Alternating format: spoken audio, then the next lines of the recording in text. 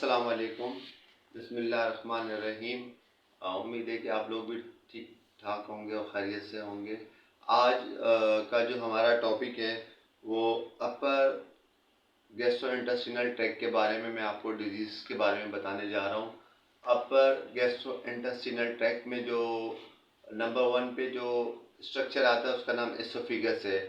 आम लोगों को बहुत सारी शिकायत रहती है कि डॉक्टर साहब हार्ट बर्निंग रहती है और ऐसा लगता है कि कोई चीज़ यहाँ फंसी हुई है, ऐसा लगता है कि कोई चीज़ यहाँ से लग के जा रही है। तो इसमें यूँ समझ लीजिए कि एसोफिगस इन्वॉल्व होता है, उसके अंदर अल्सरेशन हो जाती है, एसोफेजाइटिस भी हो जाता है। तो इसकी जो मेन वजूहात है वो एक तो ये है कि डाइट स्टाइल मॉडिफिकेशन है, क्योंकि कुदरती तौर पे जो इनट इम्यूनिटी की वजह से जो अल्लाह ताला ने हमें प्रोवाइड की है, हमारे स्टोमक के अंदर HCl होता है, हाइड्रोक्लोरिक एसिड होता है, जो कि हमें तहफ़्फ़ुज़ फराहम करता है, हमें बहुत सारी बीमारियों से बचाता है। अल्लाह ताला ने वो हमें गिफ्ट किया है हमारी बॉडी को प्रोटेक्ट होने के लिए, दीगर बीमारियों से बचाव के लिए भी। तो इसमें ये होता है कि बहुत सारे लोग होते हैं वो बेल्ट बहुत टाइट बांधते हैं या रात का खाना खा के वॉक नहीं करते हैं और हैवी मील लेते हैं, जंक फूड का इस्तेमाल करते हैं और खाने के बाद जो है ख़ास तौर पे कोल्ड ड्रिंक का इस्तेमाल, बेवरेज जो कि बहुत ही ख़तरनाक हैज़र्डस चीज़ है, उसका इस्तेमाल करते हैं खाने के बाद, जिसकी वजह से स्टमक की जो कंटेंट्स होते हैं, स्टमक और lower end of the oesophagus पे अल्लाह ताला ने वॉल्स रखे हैं जो कि स्टमक के कंटेंट को एसोफिगस में आने से प्रिवेंट करते हैं, रोकते हैं।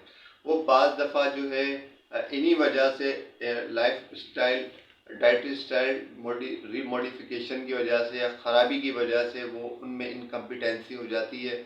और ऐसे पेशेंट जो कि लाल मिर्चों का इस्तेमाल बहुत ज़्यादा करते हैं, सिगरेट स्मोकिंग ज़्यादा करते हैं, अल्कोहल का इस्तेमाल ज़्यादा करते हैं या सहल पसंदी का शिकार हैं या मोटापे का शिकार हैं, तो उनमें ये अलामात रहती है हार्ट बर्निंग की। ऐसा लग रहा है कि हार्ट जल रहा है डॉक्टर साहब, और पेन हो रहा है, ऐसा लग रहा है खाना फंस फंस के जा रहा है या अटक के जा रहा है, या ऐसा लगता है कि कोई चुभती हुई चीज़ नीचे जा रही है।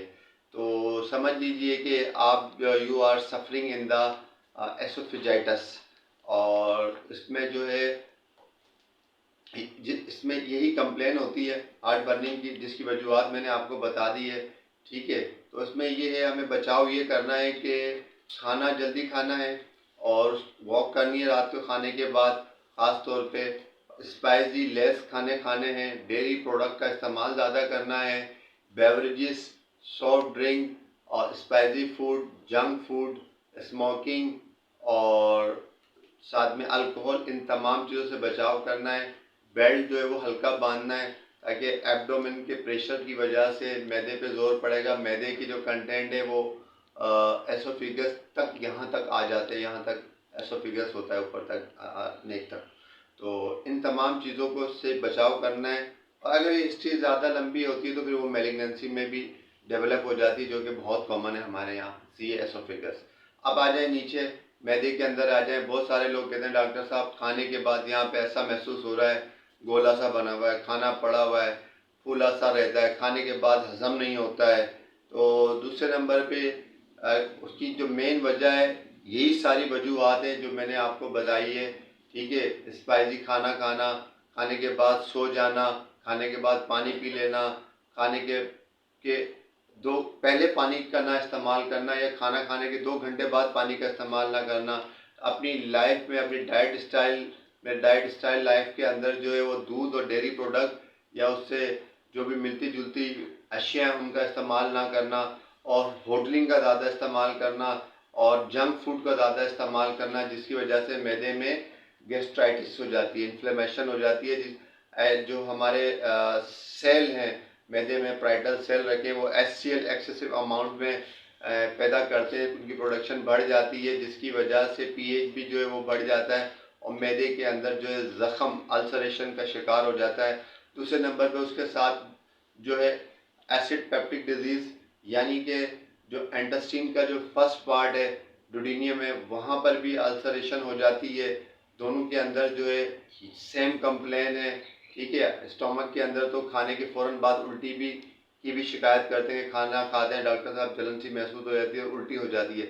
अगर आप कोई भी पेशेंट जो है वो 2 या 3-4 हफ्ते से इस तरह की कंप्लेन महसूस कर रहा है, पेन पेन की है, फुलन की है, खाने के बाद जो है जलन की है, तो आप जो है फौरी तौर पे जो है एच पाइलोरी टेस्ट जो होता है, H pylori test for stool antigen, ये लाजमी करवाएं, जिससे पता चले कि जो अल्सर करता है जरासीम हेलिकोबैक्टर पाइलोरी आया कि वो इन्फेक्टेड है या नहीं है।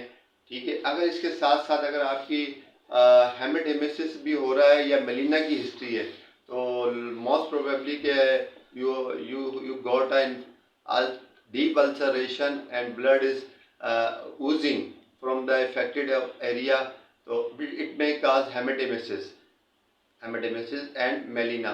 अगर इसके साथ साथ आपका वेट लॉस भी हो रहा है तो फिर तो आपको एंडोस्कोपी की भी ज़रूरत हो जाती है। अपर एंडोस्कोपी भी करवाई जा सकती है और कोलोनोस्कोपी करवा के एरिया ऑफ इफेक्टेड और एरिया ऑफ ऑर्गन को जो हम देखते हैं, स्टमक को देखते हैं, एसोफिगस को देखते हैं, कहाँ पे क्या ख़राबी पैदा हो रही है, कोई मेलिग्नेंसी तो नहीं है, कोई पुराना क्रॉनिक टाइप का जो है वो अल्सरेशन तो डेवलप नहीं होगी। ये तमाम चीज़ें हैं, इसको ज़रूर ध्यान में रखना चाहिए।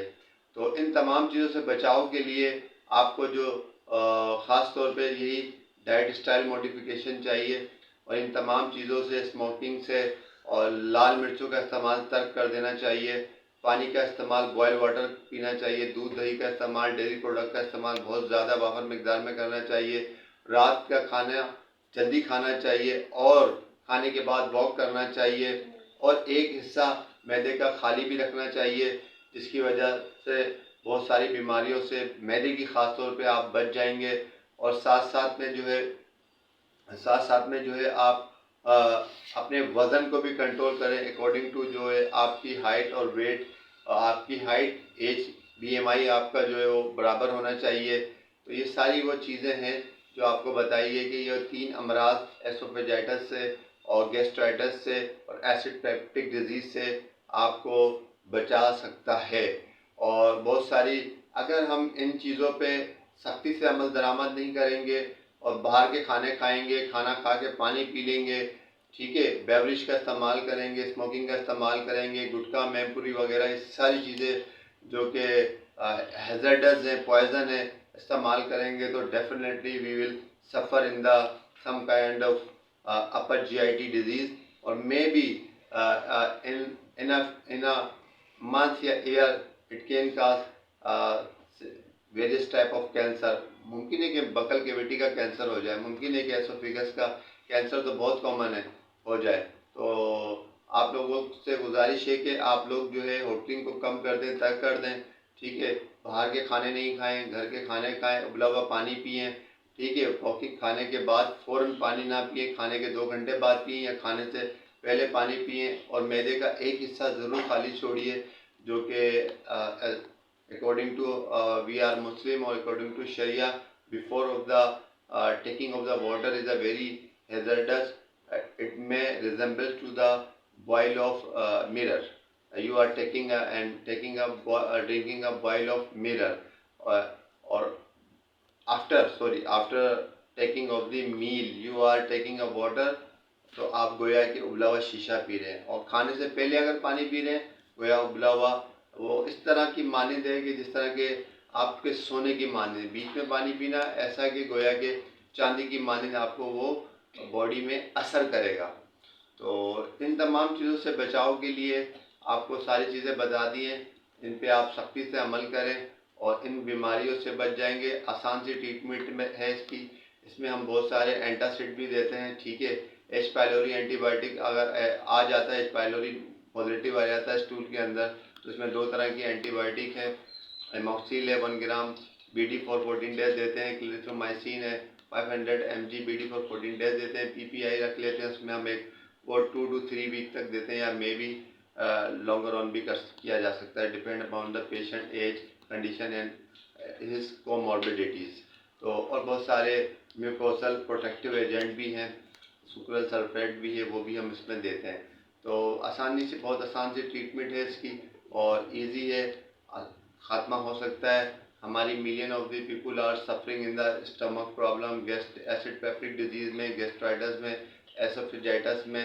अगर इसमें कोताही करेंगे, गफलत करेंगे, प्रॉपर तरीके से इलाज नहीं कराएंगे, डाइट स्टाइल हमारा बदली नहीं होगा, तो इसका हमें बड़ा नुकसान भी हो सकता है। तो उम्मीद करते हैं कि ये आपको वीडियो ज़रूर पसंद आई होगी और मेरी जो तजवीज़ है इस पर भी आप अमल करेंगे और इंशाअल्लाह ताला आप दोबारा कोई नई वीडियो के साथ पेश होंगे। अगर वीडियो पसंद आई है तो उसको ज़रूर शेयर भी कीजिएगा और मेरे चैनल को सब्सक्राइब भी कीजिएगा। जब तक के लिए इजाज़त दिए डॉक्टर महमूद को। अल्लाह हाफिज़।